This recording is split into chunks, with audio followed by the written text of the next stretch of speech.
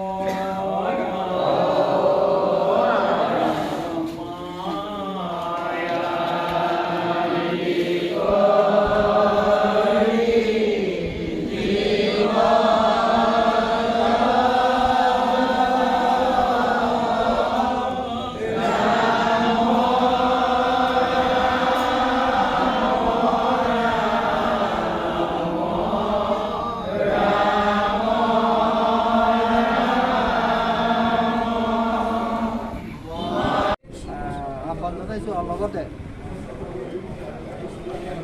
আমি শ্ৰীমন্ত শংকৰদেৱ সংঘৰ যেতিয়া সংগী হৈছোঁ, সেই সংগী হিচাপে আমি যিখিনি আমাৰ গুৰুজনাৰ সৃষ্টিৰ ৰাজি সকলোখিনি ৰক্ষণাবেক্ষণ আৰু আমাৰ অভ্যৰ্থনা সমিতি লগতে জিলা শাখাৰ সমন্বিতে আমি এই জিলাৰ বৃহৎ অনুষ্ঠান আমি লালুকৰ